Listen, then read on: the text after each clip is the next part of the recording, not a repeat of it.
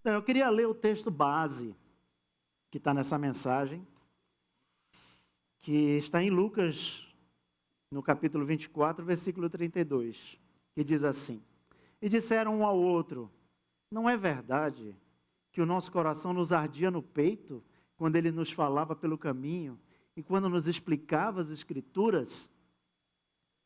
Vamos ler juntos a introdução? As Escrituras nos mostram com clareza que a realidade da ressurreição de Jesus não apenas nos traz redenção, mas também nos abre um caminho muito claro a seguir. Porém, devemos tomar cuidado para que as nossas escolhas e frustrações nos leve ao caminho oposto, onde há escuridão e cegueira. Amados, se nós formos logo no começo da Bíblia, no primeiro capítulo, nós vamos ver o Deus poderoso demonstrando ali e apresentando para nós o seu poder nas coisas criadas. Ele começa ao haja luz, haja terra, haja firmamento, haja separação entre as águas e o firmamento. Então ele começa a preparar o universo, começa a preparar a terra onde nós vivemos, e ali nós vemos uma demonstração clara de poder, poder e mais poder. Porém, quando já está tudo pronto, aí o Senhor, segundo o conselho da sua vontade, ele fala: façamos o homem segundo a nossa imagem e semelhança. Apesar dele estar usando com isso o seu poder, mas na verdade, a grande intenção de Deus nesse momento é demonstrar através do homem as suas virtudes. Por isso ele fala: façamos o homem à nossa imagem e à nossa semelhança. E ele fez isso segundo o conselho da Trindade. Por isso ele fala no plural: façamos o homem. E vemos isso no capítulo 1, a criação de todas as coisas. No capítulo 2, a criação do homem. Com ele, a humanidade. Essa humanidade que era justamente, foi feita, criada, para demonstrar as verdadeiras virtudes do Criador. Porém, nós viramos para o capítulo 3 e há a queda do homem. E a queda do homem foi algo tão devastador. Hoje nós estamos aqui, bem, bonitos, cheirosos. Vocês são bonitos, viu? Eu quero ganhar a plateia. Vocês são bonitos, viu? As mamães, então, hoje botaram o melhor look para chegar bem lindonas aqui. Vocês estão lindonas, viu? Porém, vamos voltar para o capítulo 3. Eu vou ter que voltar para o capítulo 3 de Gênesis, infelizmente, onde o pecado, de fato, causou algo tão devastador no homem, que o homem passou a ser, talvez, pior do que os animais. Porque os animais foram criados com um instinto para que eles pudessem se alimentar, reproduzir, se defender. Né? Então, todos os instintos dos animais estão aí, nós vemos.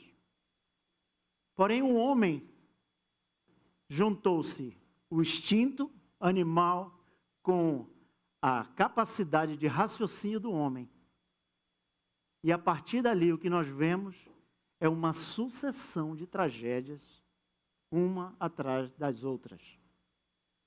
Porém, diga, porém, naquele mesmo momento, o Criador, ele já libera uma palavra para o futuro, dizendo: mulher, você pecou, mas do teu ventre sairá aquele que pisará a cabeça da serpente. Sairá aquele que vai redimir, que vai consertar toda essa bagunça e essa confusão que vocês fizeram. E esse Deus, que deu essa palavra lá no início, ele vem caminhando ao nosso lado. Quer você queira ou não, quer você o reconheça ou não, esse Deus, ele está ao seu lado. Amém? Então agora nós vamos ao capítulo 24, continuamos no capítulo 24 de Lucas, Eu quero pedir a vocês a sua atenção para acompanhar esse texto. É um texto um pouquinho longo, mas eu quero ir junto com vocês nessa leitura, a cada ponto. Amém? Quem tem Bíblia aqui hoje? Quem trouxe sua Bíblia? Amém? Abra sua Bíblia para você acompanhar junto comigo. Ok? Eu sei que você tem seu boletim, tá bem? Mas eu queria pedir a você, se você tem no aplicativo, abra no aplicativo a sua Bíblia. E tem caneta? Quem tem caneta, vá anotando. Tá? E vamos, passo a passo, versículo a versículo, ver a riqueza do que é a presença do Senhor nas nossas vidas. Essa é a passagem, é a famosa passagem do caminho de Emaús. Os discípulos no caminho de Emaús. Amém? Podemos ir? Ok, começamos então no versículo 13, que diz assim: naquele mesmo dia. Deixa eu dar uma pausa. Que dia vocês acham que é esse? Aquele mesmo dia, o domingo da ressurreição. O domingo da ressurreição. O dia mais fantástico e maravilhoso que já aconteceu na história, que transformou as nossas vidas para sempre. Naquele mesmo dia, 2 discípulos estavam indo para uma aldeia chamada Emaús, que ficava a uns 10 quilômetros de Jerusalém, e iam conversando a respeito de tudo o que tinha acontecido.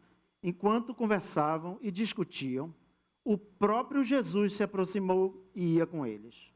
Porém, os olhos deles estavam como que impedidos de o reconhecer. Então lhes perguntou: o que é que vocês estão discutindo pelo caminho? E eles pararam entristecidos. Um, porém, chamado Cleopas, respondeu: será que você é o único que esteve em Jerusalém e não sabe o que aconteceu lá nesses últimos dias? E lhes perguntou: do que se trata? Eles explicaram: aquilo que aconteceu com Jesus o Nazareno, que era profeta, poderoso em obras e palavras, diante de Deus e de todo o povo.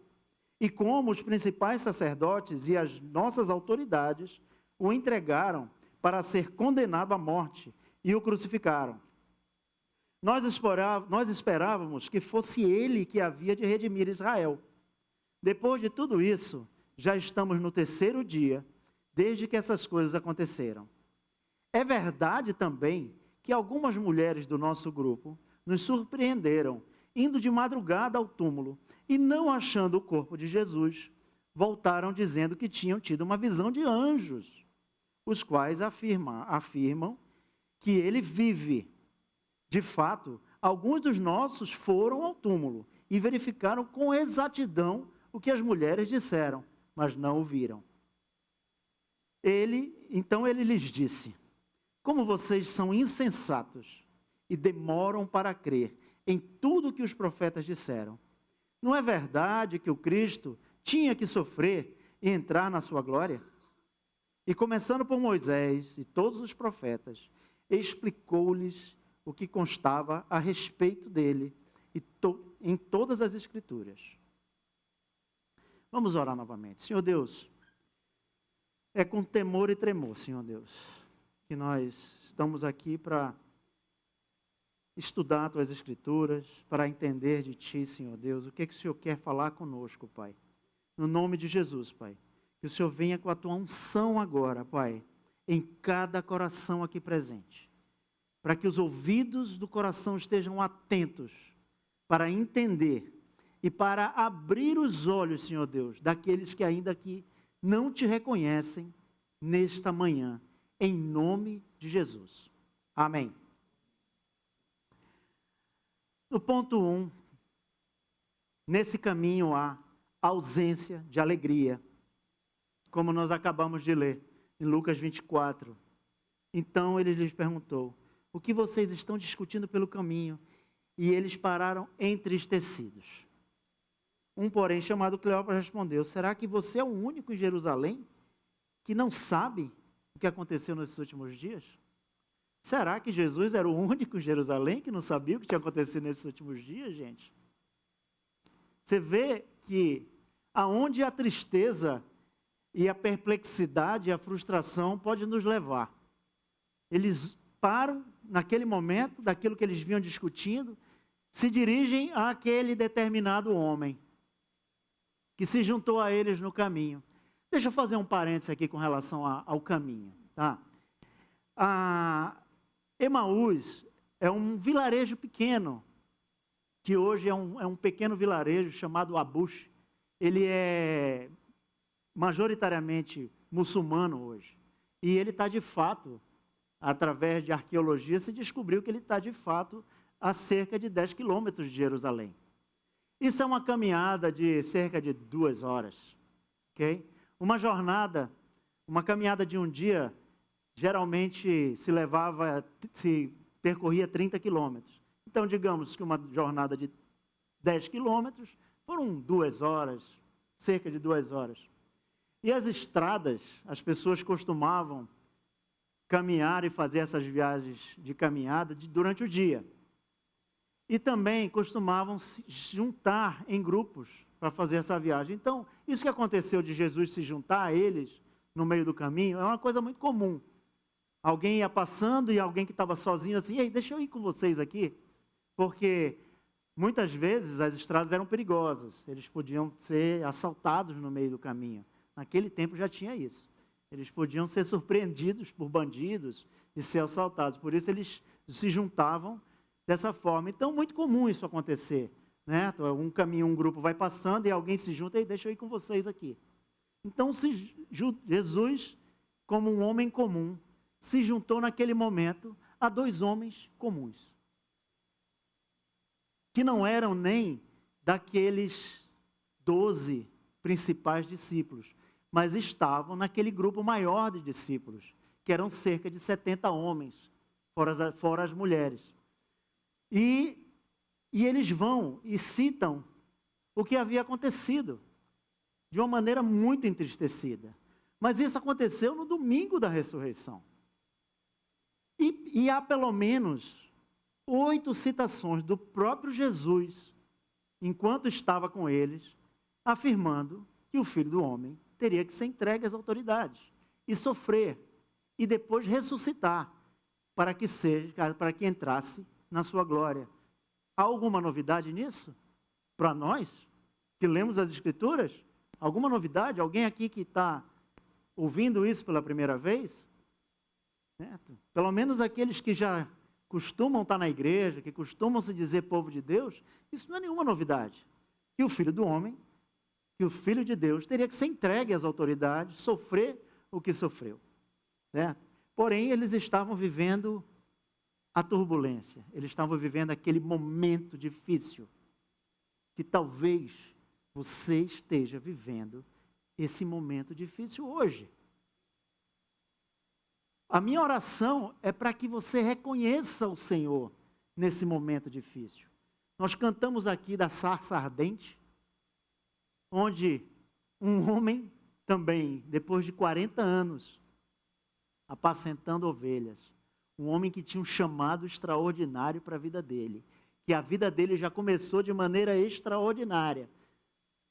Moisés se livrando de uma matança de crianças. Ele foi parar no palácio do faraó, porém a vida o levou a um caminho. Ele tomou decisões na vida que levou ele a um caminho de solidão e de tristeza. Mas o nosso Senhor foi encontrar com este homem solitário, triste, no meio do deserto, com aquele fogo que queima, mas não destrói. E trouxe para ele de volta o propósito para o qual ele foi criado. Queridos, cada um aqui foi criado com um propósito. Não há ninguém aqui, por menor que você ache que você seja, por mais complicada que seja a situação que você está vivendo, o Senhor, Ele vem até você para lembrar essa manhã que você tem um propósito de vida. Ok? E eles tinham o quê? Eles tinham as informações. Porque a mesma coisa tinha acontecido de manhã e eles, apesar de saber, apesar de ter ouvido o Senhor falar, muitas vezes, do que haveria de acontecer, eles tinham as informações do que haveria de acontecer. O pastor Marciano falou aqui no domingo passado que não basta só a informação, é preciso haver a compreensão para que se tenha algum resultado nas coisas. Ok? Em Salmos 35, você não tem no seu boletim, mas fala: o choro pode durar uma noite, mas de manhã irrompe a alegria. Certo? Também sara os quebrantados de coração e lhes ata as feridas. Ok? Em Lamentações, Jeremias fala: pois o Senhor não o rejeitará para sempre, mas Ele vai o levantar com o propósito. Amém? Pois ainda que entristeça alguém, usará de compaixão, segundo a grandeza das suas misericórdias. Então, nós estamos lidando com um Deus que é o mesmo ontem, que é o mesmo hoje, e sempre será o mesmo. Ele não muda, não há variação no caráter de Deus. Ele gerou, Ele criou, Ele gerou um novo propósito com a queda do homem. Ele prometeu o quê? A redenção. E a redenção chegou até nós. Este livro retrata isso, da primeira até a última página. Que há um Deus redentor nas nossas vidas. Que não há um pagador de promessas. Que Ele é um Deus redentor. Certo? E nós não podemos usar isso contra Deus, dizendo que Ele tem que cumprir o que Ele prometeu. Porque Ele cumpre. Ele já cumpriu. Amém? Ponto 2. O caminho que leva à desesperança. Olha só, Lucas 24, 21. Nós esperávamos que fosse Ele quem havia de redimir Israel. Mas depois de tudo isso, já estamos no 3º dia, desde que essas coisas aconteceram. Você já se frustrou com Jesus?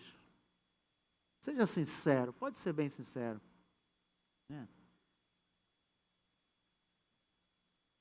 Há algo que você acha que Jesus já deveria ter feito e ainda não fez na sua vida? Ou há algo que você acha que você já jogou a toalha, que você acha que Ele não vai fazer de fato? Aqui eles estão despejando toda a sua frustração para um homem que se juntou a eles no caminho. Eles pararam e ainda falam para o homem de uma maneira assim, amarga. Mas será que você é o único? Você já conversou com gente que a qualquer momento que você se aproxima dela, ela tem um discurso para lhe dizer: mas você não sabe o que aconteceu comigo? Será que só você é o único que não sabe o que aconteceu na minha vida?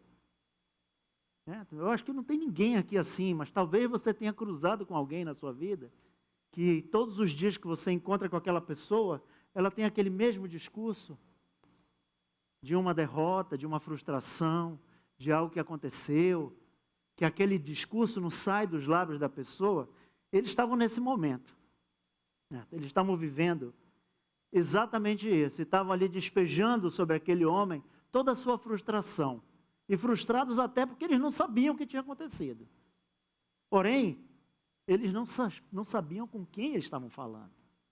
Porque a palavra fala que os olhos deles estavam impedidos de reconhecer ao próprio Jesus. Não vá nenhum momento em que a palavra diga: não, porque o corpo dele era ressurreto, ou porque isso, ou porque aquilo. O texto fala que os seus olhos estavam impedidos de reconhecer ao Senhor Jesus. Então, isso precisa nos chamar a atenção ao que os nossos olhos estão conseguindo reconhecer nas dificuldades que nós passamos. A palavra de Deus nos afirma que as leves tribulações e momentâneas que nós passamos gera para nós um peso de glória, gera para nós algo que vai ser colhido na eternidade. Talvez você esteja frustrado porque não está colhendo aqui aquilo que você tanto espera. Mas saiba, pelas misericórdias do Senhor, que há um peso de glória em tudo que você passa, e tudo que você abre mão, e tudo que você resolve dizer assim: Senhor, eu confio em Ti, no que eu estou passando. Há um peso de glória nisso. Há uma eternidade para você colher glória sobre glória na sua vida. E eles estavam aí diante do próprio Jesus. E nós vimos no texto o que acontece. Jesus pergunta assim: mas o que está acontecendo? Me conta, fala para mim. O que aconteceu? Porém, ponto 3. Insensibilidade à presença de Jesus. Lucas 24, 15 e 16. Enquanto conversavam, discutiam. E o próprio, repita o próprio. Jesus. Jesus, o próprio. Não é um pregadorzinho que veio lá de Belém do Pará, não. Certo? Não é não. Nós estamos falando do próprio Senhor Jesus. Se aproximou deles, porém, aqui está, os olhos deles estavam como que impedidos de ver. E nesse tempo, nesses momentos assim nas nossas vidas, assim, que nós precisamos clamar para que sejam apenas momentos passageiros nas nossas vidas, e que isso não fique se repetindo, essa frustração eterna na vida da gente. Nós passamos a vida inteira, talvez, querendo converter Jesus, querendo ensinar para Deus como é que é ser Deus, porque se fosse eu faria diferente, não é? Nós ficamos assim. O crente é uma coisa interessante, é uma coisa bem interessante, porque a palavra diz assim: você será revestido de poder. Aí pronto, aí o crente diz: eu estou revestido de poder. E quer usar esse poder, o crente quer usar o poder, sabe?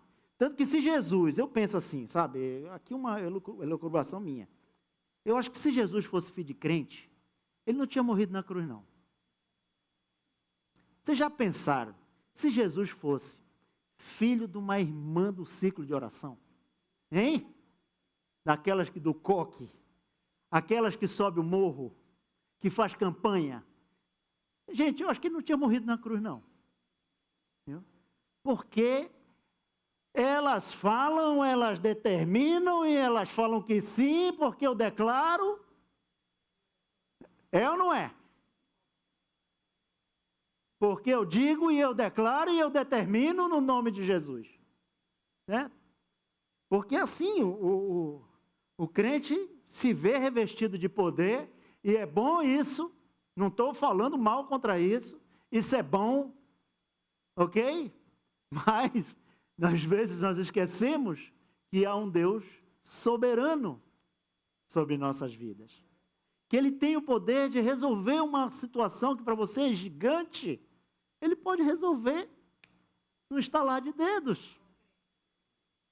Porém, existem homens dos quais a palavra fala que o mundo não era digno, como o apóstolo Paulo, que por 3 vezes ele clamou ao Senhor, porque tinha um espinho na carne, algo que o fazia sofrer.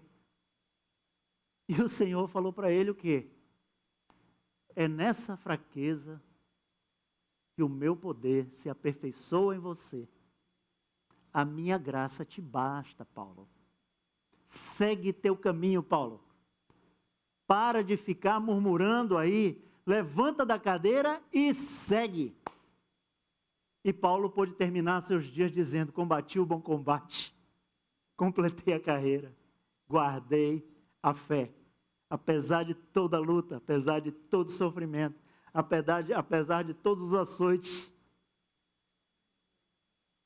apesar de tudo que eu passei, eu creio que não há ninguém aqui que tenha passado por 0,0001% do que o apóstolo Paulo passou na vida dele, e termina os seus dias dizendo: guardei a fé. A minha vida agora está sendo derramada como oferta de libação ao Senhor. Olha que maravilha isso. Não é glorioso isso? Mas para os nossos olhos, muitas vezes, não parece ser. Né? E nem mesmo o próprio Jesus. Nem mesmo o próprio Jesus. Porque veja o que aconteceu.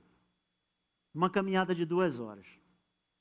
O próprio Jesus, fazendo uma pregação expositiva do Antigo Testamento, passando desde da lei, pelos profetas, por todas as promessas, por tudo que estava escrito a seu respeito. Porque a Bíblia que eles tinham naquele tempo era o Antigo Testamento. A Bíblia que Jesus lia era a primeira aliança. Era o primeiro testamento, como podemos falar. E ele faz ali uma pregação expositiva da palavra de Deus, o próprio Senhor Jesus. Aí diz assim, mas faltou evangelismo. Gente, tinha testemunho dos apóstolos. Teve Maria Madalena, dos quais o Senhor Jesus expulsou 7 demônios. Ela foi lá, teve visão de anjo. Alguém já viu um anjo aqui? Deixa eu olhar para você. Teve visão de anjo. Teve a promessa do próprio, a garantia do próprio Senhor Jesus que essas coisas tinham que acontecer. E sabe o que aconteceu com tudo isso na vida desses dois? Nada.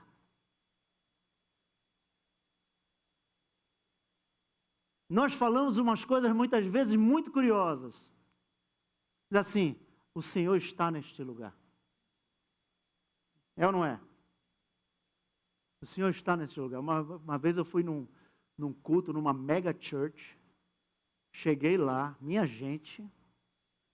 Não sei se algum de vocês já foi. Meu Deus do céu, arrepia tudo. Quando o som começa, pá! E as luzes e tudo mais. E eu assim, meu Deus, Deus está neste lugar. Porque nós estamos querendo ter experiências sensoriais com o Senhor Jesus. Como se Ele não estivesse com você quando você está chorando dentro do seu quarto. Como se Ele não estivesse em você quando você bate a porta do carro, pega o caminho e as lágrimas caem. Quando você diz assim, aqui eu estou sozinho, aqui eu posso chorar. E muitas vezes não reconhecemos que Ele está com você, dentro do carro, chorando junto com você as suas lágrimas. Então nós ficamos assim, buscando experiências sensoriais.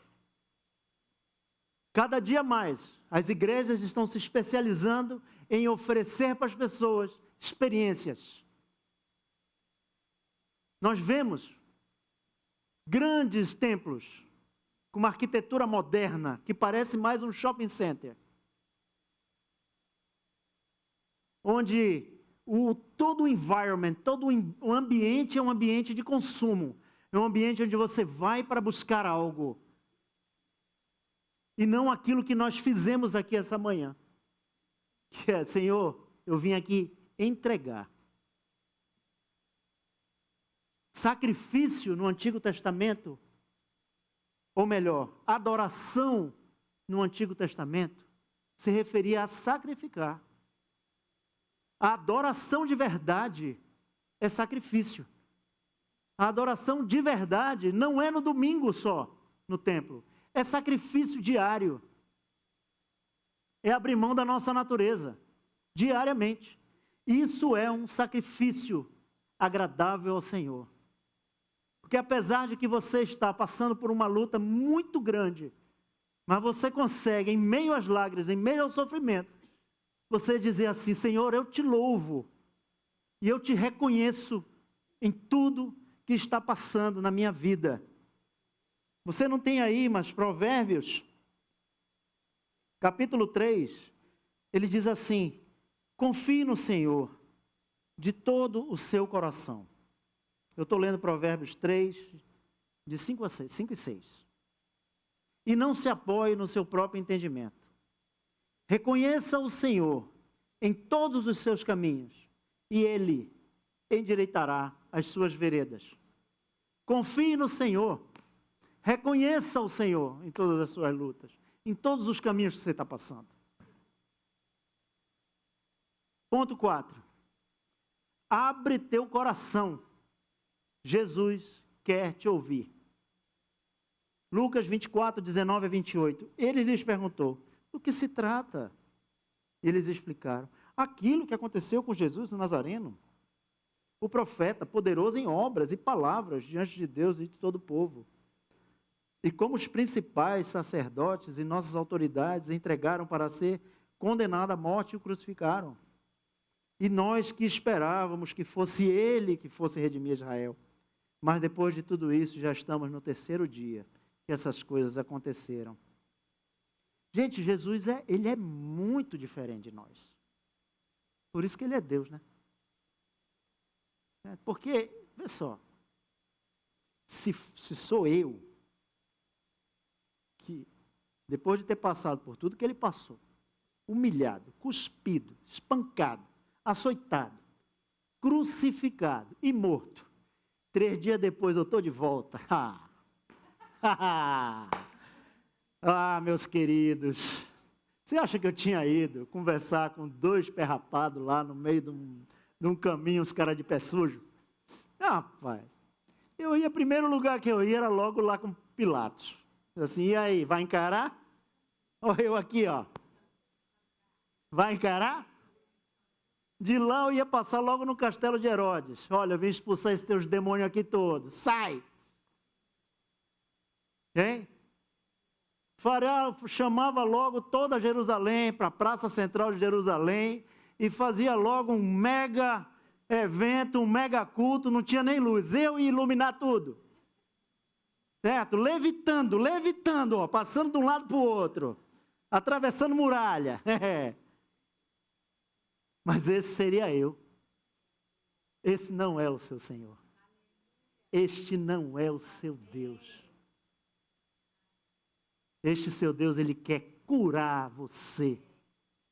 Ele quer encontrar com você, te abraçar para te curar. Eu faria essas coisas, ele não.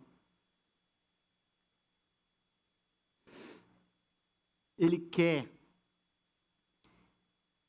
Ele passou 40 dias nesse período fazendo, sabe o que, gente? Como é que ele passou curando os corações? Na mesa. Ele passou 40 dias com esses irmãos, reunindo com eles, sentado à mesa, ensinando. Gente, olha eu aqui, eu estou aqui.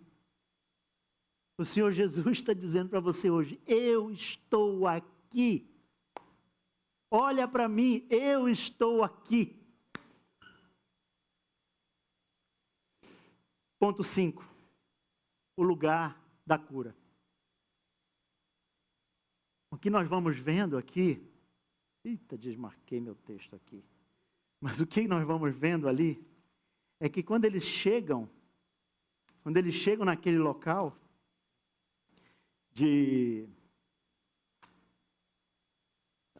o vilarejo de Emaús, a palavra de Deus diz que eles pararam no lugar onde eles chegaram, e Jesus fez como que ia seguindo a viagem. E eles disseram, não, espera, fica aqui mais um pouco conosco. Não vai embora não. A prosa está boa. Vamos cozinhar, fazer um cafezinho aqui, uma broa. Né? A prosa está boa, fica mais um pouquinho com a gente. Jesus, ele, durante o seu ministério, houve um momento que ele diz assim, eu tenho que ir, preparar um lugar. Ele não disse que ia preparar um culto. Ele falou que ia preparar um lugar. E uma mesa. onde Ele estaria sentado e iria estar nos servindo nessa mesa. E homens que não tiveram a experiência que nós temos hoje, de viver a presença do Espírito Santo em nós, homens conseguiram ver isso, como Davi. Ele viu essa mesa. Ele diz: preparas-me uma mesa na presença dos meus adversários. Unges minha cabeça com óleo e o meu cálice transborda. É isso que está nos esperando, irmãos. É a mesa do Senhor. Lucas 24, 30 e 31. E aconteceu que quando estavam à mesa, ele pegou o pão, o abençoou, e depois partiu o pão e o deu a eles. Então os olhos deles se abriram e eles reconheceram Jesus, mas ele desapareceu da presença deles. O Senhor Jesus, Ele fez isso durante todo o seu ministério. Sentou-se à mesa para partir o pão. Ele não sentou à mesa para comer, tanto que ele foi embora logo em seguida, porque ele já tinha falado antes: a minha comida não é isso aqui não, a minha comida é fazer a vontade do meu Pai. Então a mesa que cura não é a mesa que nós sentamos para comer, não, gente. É a mesa que nós sentamos para partir, para repartir o pão. É esse onde está o verdadeiro milagre. Porque comer e depois repartir, isso não é comunhão, não. Isso é filantropia. Barriga cheia, agora eu tenho mais de sobra, agora eu vou repartir. O milagre está quando nós repartimos antes de comer. O primeiro pecado, a mulher comeu primeiro e depois deu para o marido. Aí simboliza o pecado. Mas a comunhão, a presença do Senhor, a mesa, é quando nós sentamos para repartir. Repartir muitas vezes algo que não é nem material. Repartir o nosso coração. Repartir aquilo que Deus te deu de graça. E você de graça entrega para as pessoas. É muito bom estar perto, é muito bom estar junto, é muito bom fazer festa, celebrar. Mas muitas vezes, nós nos sentamos à mesa para tratar de assuntos difíceis. E precisamos da presença do Senhor. Senhor, vem repartir isso aqui conosco. Vem partir o nosso coração aqui, Senhor, para que a gente possa ser um. Para que nós possamos ser um contigo. Não é vir domingo da ceia e celebrar a ceia. Isso é muito bom. Mas não é só isso. Isso é pouco. É um simbolismo. Mas ele fala: fazer isso em memória de mim. O quê? Fazer o quê? Repartir nossas vidas. É ter um coração com Ele. É conhecer a Ele. É reconhecer a Ele nos nossos caminhos, nas nossas dificuldades. E aí o que acontece depois disso? O que acontece depois disso? Milagre. O que acontece é milagre. É o cego que diz assim: agora eu vejo. Eu não sei o que aconteceu, mas uma coisa eu sei, antes eu não via, mas agora eu posso ver.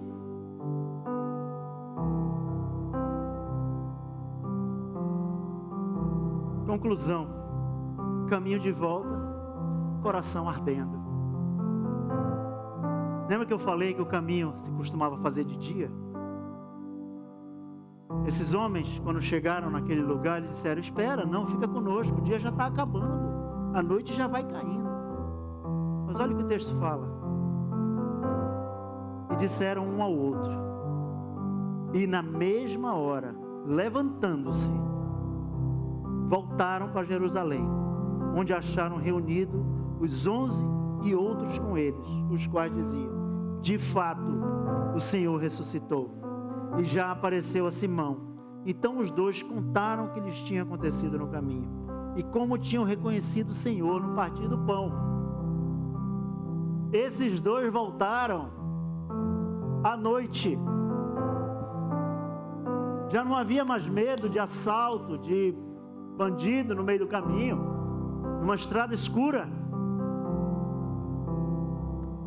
Escuridão total, mas os olhos abertos e iluminados pelo Senhor. Voltaram para onde eles não deveriam ter saído, para dar testemunho. Agora você faz o mesmo.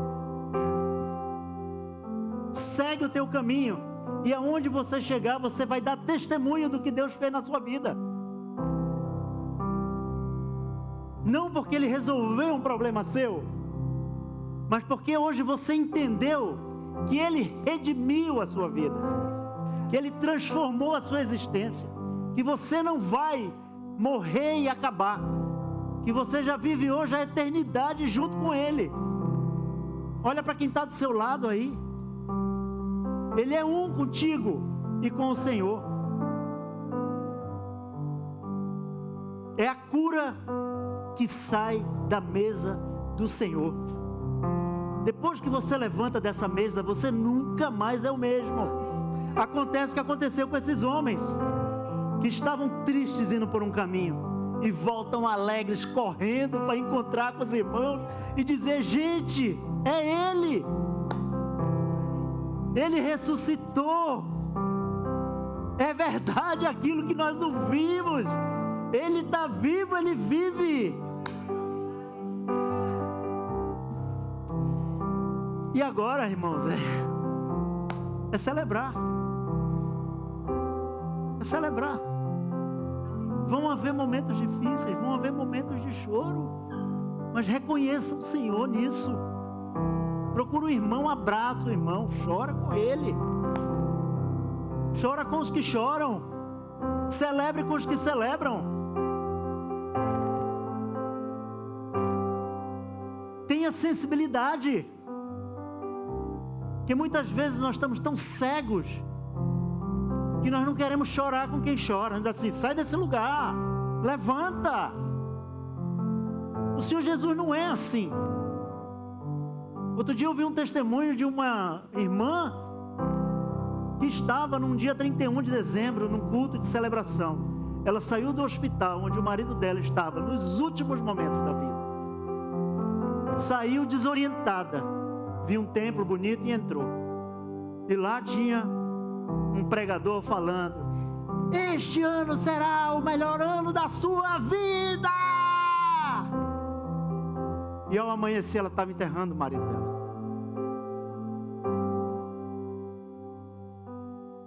Ao amanhecer do dia 1º de janeiro, ela estava enterrando seu marido. Então celebração não é isso. Eu não penso assim. Celebração é entender que nós estamos aqui num corpo que se desvanece. Ok? É entender que o próprio Senhor Jesus, ao chegar diante de um túmulo, onde Ele sabia o que Ele ia fazer, Ele chorou. Ao se deparar com a miséria humana, com a miséria da realidade do ser humano. E Ele falou: Pai, eu te dou graças, e eu falo essas coisas para que as pessoas entendam quem sou eu. Então, o nosso clamor, o meu clamor hoje, é para que eu tenha os meus olhos abertos, para reconhecer o Senhor. E eu espero que esse seja o seu clamor também. Existe cura, existe uma mesa onde há cura. Então nós vamos ser ministrados com esse tema. E eu espero que você tenha o seu tempo com o Senhor, reconhecendo que Ele está curando a sua vida de todos os males.